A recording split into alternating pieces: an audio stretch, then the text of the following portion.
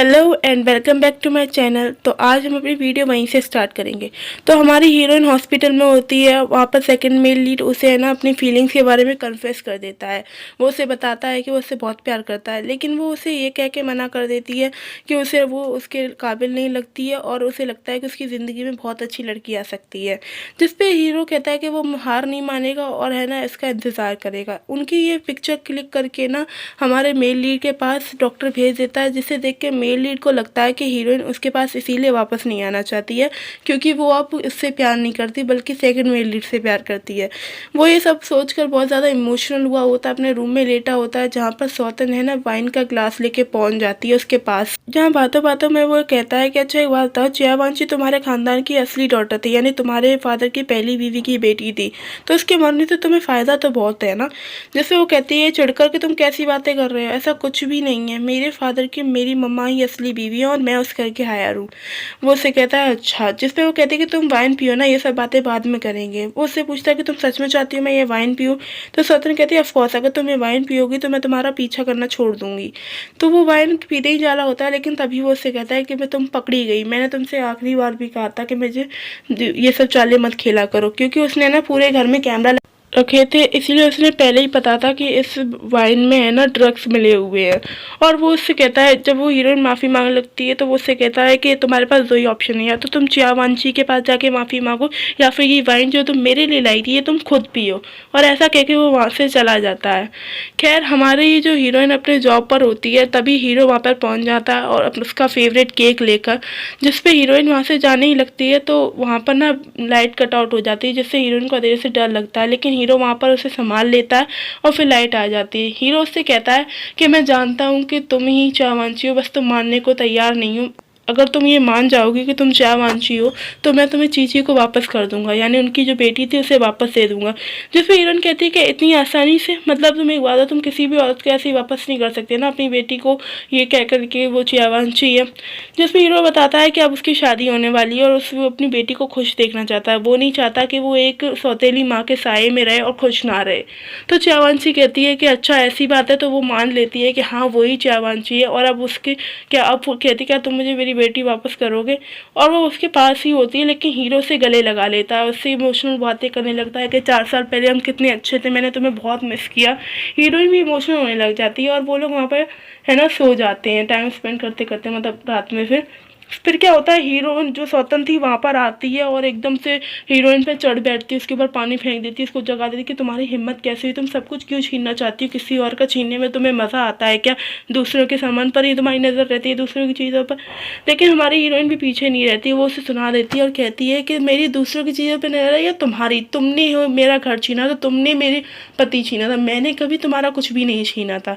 जिसपे वो चिढ़ जाती है सौतन, उसके ऊपर अटैक करती है एक वास से, लेकिन हीरो बीच में आया था जिससे उसके वो वास लग जाता है। हीरो ने एकदम से बहुत ज़्यादा पैनिक करने लगती है, उसको तुरंत ही हॉस्पिटल में एडमिट करवाती है। जब वो हॉस्पिटल में होती है तो वहाँ पर हीरो की माँ आती है और वो हीरोइन को ही थप्पड़ मार देती है।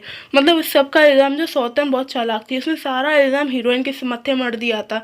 और हीरोइन भी बेचारी चुपचाप सह लेती है क्योंकि कहीं ना कहीं वो ही अपने आप को इस सब का जिम्मेदार समझ रही होती है। इधर हमारी हीरोइन है ना फिर अगले दिन उसको विजिट करने के लिए यानी हीरो के पास आ रही होती है, लेकिन तभी ना क्या हुआ, सौतन ने कुछ गुंडे हायर करके ना हीरोइन का किडनैप करवा लिया होता है और उसे लेके होटल चली जाती है।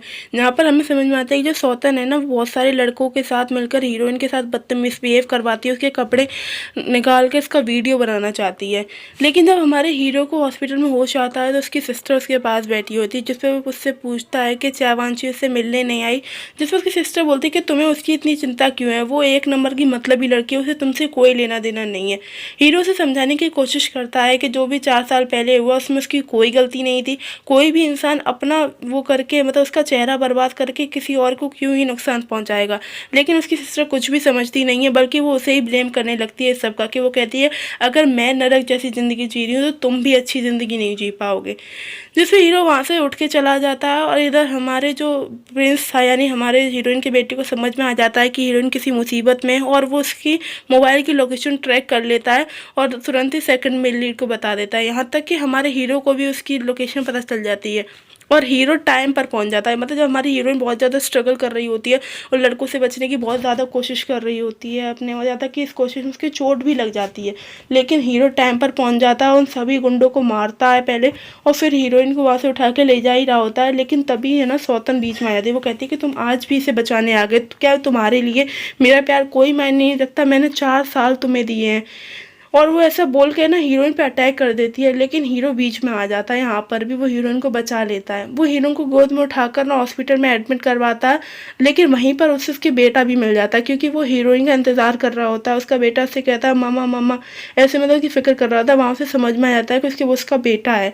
लेकिन इसके बाद क्या है ना, हीरो है ना तुरंत जाता है, सबसे पहले सौतन को लेके घसीटते हुए उसके घर छोड़ता है। उसके घर वालों यानी उसके मम्मी पापा के सामने उसे वार्निंग देते हुए कहता है कि तुमने अगर 4 साल तक मेरी बेटी का ध्यान नहीं रखा था या मेरी बेटी की जान ना बचाई होती, तो आज तुम यहाँ खड़ी ना होती। और मैं तुम्हें आखिरी मौका दे रहा हूँ, अगर आज के बाद तुमने कुछ भी किया तो मैं तुम्हारे पूरे खानदान को बर्बाद कर दूंगा। ऐसी वार्निंग देता है, जिस पे है ना सौतन तो और ही बदतमीज थी। मतलब वो तो ये और सोचती है कि वो इस सब का बदला और लेगी। और जब हीरो ये सब करने के बाद अपने घर जाता है तो अपनी बहन को भी चांटा मारता है और उससे कहता है कि तुम्हारी इतनी गंदी हरकत करने की कोशिश कैसे की, और तुम अगर तुमने ऐसा कुछ किया तो मैं भूल जाऊंगा कि तुम मेरी बहन हो। यानी उसे भी वार्निंग देता है। लेकिन उसकी बहन को है ना, उसकी बहन को उसकी मम्मी भी समझाती है कि तुम भाई बहन आपस में मत लड़ो, तुम कुछ ऐसा फिर से मत करना, वरना तुम्हारा ये भाई तुम्हें छोड़ेगा नहीं। पर उसने अपने माइंड में कुछ और ही सोच रखा होता है। वो सोच लेती है कि वो चियावांची से बदला लेकर रहेगी। खैर इधर हमारी जो हीरोइन थी वो हॉस्पिटल में होती है। जब चियावंची और उसके जो दोस्त है, यानी जो हमारा सेकंड में लीड बैठे ही होते हैं, तभी वहाँ हीरो आ जाता है और वो उससे माफ़ी मांग लेता है कि प्लीज़ मुझे माफ़ कर दो, जो भी हुआ था सबके लिए मुझे माफ़ कर दो, मैं तुमसे सच में माफ़ी मांग चाहता हूँ, तुम्हें अपनी लाइफ में वापस चाहता हूँ।